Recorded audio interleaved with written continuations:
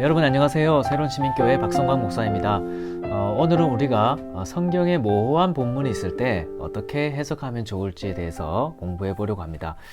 성경은 우리에게 하나님과 구원에 대해서 아주 명확하게 그리고 명시적으로 가르치고 있지만 모호한 부분도 있다고 그렇게 말씀을 드렸었죠. 오늘은 이 모호한 부분에 대해서 해석하는 가장 간단하고 핵심적인 성경 해석에 대해 공부해 보도록 하겠습니다. 여러분 먼저 우리가 이 성경 해석에 대해서 배우기 전에 먼저 알아야 될 것이 하나 있습니다. 그것은 성경을 해석하는 것은 일반 문학 작품을 해석하는 것과는 큰 차이가 있다는 것을 아는 것입니다. 여러분 근대에 들어오면서 문학 작품은 그 해석의 중심이 주로 독자에게 가 있죠. 저자가 어떤 의도로 그것을 기록했냐는 것을 아는 것보다 독자가 그것을 어떻게 이해하는가가 더 중요한 위치에 가 있죠.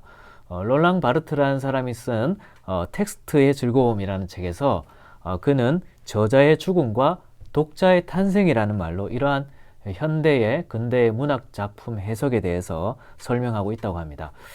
과거에는 어떤 문학 작품을 이해할 때 저자의 의도가 중요했고 그 저자의 의도를 이해해서 그 의도에 따라 작품을 이해할 때 가장 잘 이해한다고 했었는데 현대에 오면서는 오히려 저자의 의도보다는 오히려 독자의 이해가 더 중심이 되어 있는 그런 해석을 해 나간다는 것입니다.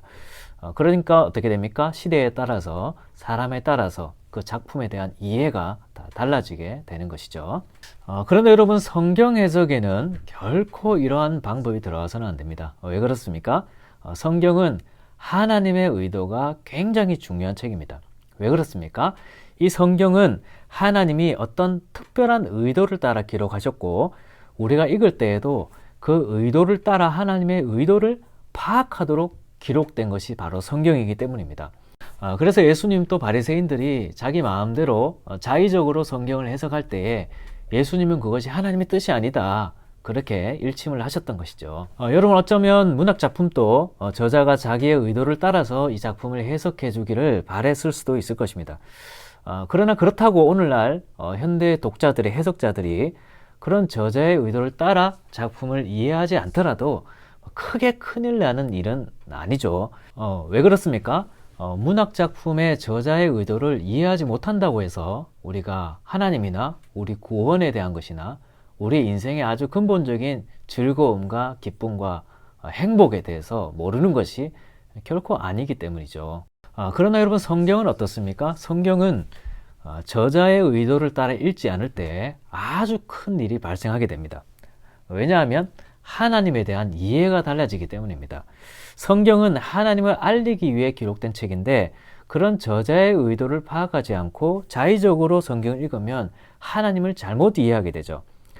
그렇다고 우리가 성경 이외 다른 곳에서 하나님에 대해서 알 수 있는 것 역시 아닙니다. 그렇기 때문에 우리는 성경을 하나님의 의도를 따라 읽는 것이 가장 중요한 것입니다. 그렇지 않으면 오늘날 이단들의 문제와 같이 그런 큰 문제가 발생할 수 있을 뿐만 아니라 우리 개인적인 구원의 문제에서도 심각한 문제가 발생할 수 있는 것이죠. 여러분 그래서 성경은 반드시 하나님의 의도, 저자의 의도를 따라 읽어야 됩니다. 바로 이 하나님의 의도를 이해하기 위해서 성경 기록된 당시의 어떤 문자적인 의미를 알기 위해 노력해야 되고요. 문맥도 당연히 봐야 되고요. 이 성경이 기록될 당시의 역사적 배경이나 어떤 문학적 배경도 당연히 이해할 수 있어야 됩니다. 그리고 성경의 저자의 의도가 하나님에 대한 것이기 때문에 우리는 이 성경을 통해서 어떤 인생의 통찰력을 얻기 위해 힘쓸 것이 아니라 하나님을 알기 위해서 하나님 중심적으로 성경을 읽어야 하는 것입니다. 그렇다면 우리가 이렇게 저자의 의도를 따라 성경을 읽으면 되는데 그래도 우리가 모호한 본문을 만날 때가 있지 않습니까? 문자적인 의미도 살피고 문맥과 역사적인 배경을 살펴도 우리가 잘 이해할 수 없는 모호한 본문이 있기 마련이죠. 이럴 때는 우리가 어떻게 하면 좋을까요? 오늘 신앙고백서에 보면 성경 해석의 무오한 법칙은 성경 그 자체이다 그렇게 말합니다. 그러니까 쉽게 얘기해서 성경은 성경으로 해석해야 한다는 것입니다. 따라서 어떤 성경 구절에 참되고 온전한 의미에 관해 질문이 제기될 때는 그보다 더 분명하게 말씀하고 있는 다른 성경 구절을 연구해서 그 답을 구해야 된다 이렇게 말합니다. 그러니까 모호한 본문은 더 분명한 본문을 통해서 더 명시적이고 더 온전한 가르침이 드러나는 본문을 통해 모호한 본문을 해석해야 한다는 것입니다.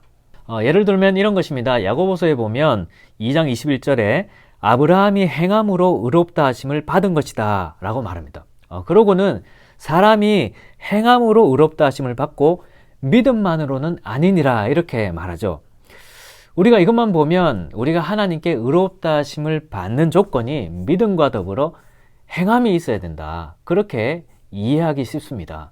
그런데 그렇게 되면 어떤 문제가 생깁니까? 성경이 줄곧 말하고 있는 은혜의 하나님, 오직 은혜의 구원에 대한 그 복음이 흔들리게 되는 것이죠. 그런데 우리가 갈라디아서 2장에 가보면 그곳에서는 사람이 의롭게 되는 것은 율법의 행위로 말미암는 것이 아니요 오직 예수 그리스도를 믿음으로 말미암는 것이다. 그렇게 가르치고 있죠.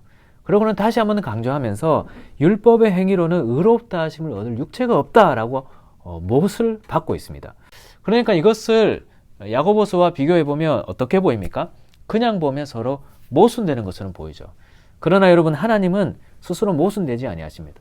그렇기 때문에 우리가 이 두 본문을 서로 모순되지 않게 이해하기 위해서 다른 구절을 찾아서 비교해서 이해하는 것이 필요한 것이죠. 그래서 갈라디아서에 보면 갈라디아서 5장 6절에 가면 믿음을 이렇게 설명합니다. 갈라디아서는 줄곧 오직 믿음으로 말미암는 구원, 오직 믿음으로 얻는 의롭다 하심에 대해서 가르치고 있거든요. 그러면서 5장 6절에 가면 그 믿음이 무엇이냐 하면 사랑으로서 역사하는 믿음이다. 그렇게 가르칩니다. 그러면서 이제 갈라디아서 마지막에 가서는 사랑으로 살아가는 성도의 삶, 성령의 인도하심을 받는 성도의 삶을 말하면서 성령의 열매가 곧 사랑이다. 그렇게 가르치고 있죠. 그러니까 이것들을 종합해보면 어떻게 이해할 수 있습니까? 우리가 하나님께 의롭다 하심을 받는 것은 오직 믿음밖에 없습니다. 이것은 로마서와 갈라디아서가 너무나 명시적으로 명확하게 가르치고 있는 진리이죠. 그런데 야고보서가 가르치는 것은 무엇입니까? 이 믿음이 우리가 하나님 앞에 의롭다 하심을 받는 이 믿음이 결코 사랑이 나타나지 않는 믿음이 아니라는 겁니다. 사랑으로서 역사하는 믿음이라는 것이죠. 행함이 없는 믿음은 애초에 참된 믿음이라고 할 수 없는 그런 잘못된 것이라는 겁니다. 갈라디아서가 말하는 것처럼 믿음은 사랑으로서 역사해야 참된 믿음인 것입니다. 행함이 구원에 이르는 조건이 되는 것은 아니지만 우리가 믿음으로써 하나님께 의롭다 하심을 받고 구원을 얻은 하나님의 백성이 되었다면 행함은, 사랑은 그 믿음에 대한 열매로서 당연히 흘러나와야 정상적이라는 것이죠. 지금 야고보는 그 말을 하고 있는 것입니다. 그래서 야고보서 2장에 가면 이 야고보가 경계하고 있는 믿음이 무엇인지를 말하면서 네가 하나님은 한 분이신 줄을 믿느냐? 잘 아는도다. 귀신들도 믿고 떠느니라 이렇게 말합니다. 그러니까 야고보가 말하는 것은 이런 믿음, 그러니까 귀신들도 알고 있는 그 정도의 믿음으로는 의롭다 하심을 얻을 수 없다. 그것을 지금 말하고 있는 것이죠. 하나님이 한 분이신 줄을 믿고 또 하나님에 대한 여러 가지 지식은 많지만 사랑이 없고 복음을 알지 못하기 때문에 참된 행함이 없는 그런 믿음은 참된 믿음이 아니라는 것입니다. 그것은 귀신들도 아는 믿음, 그 정도의 믿음이라는 것이죠. 지금 야고보가 믿음만으로는 의롭다 하심을 얻을 수 없다라고 할 때 그 믿음은 바로 이 참된 믿음이 아니라 저런 거짓 믿음, 귀신들도 알고 떠는 그런 믿음을 가리키는 것입니다.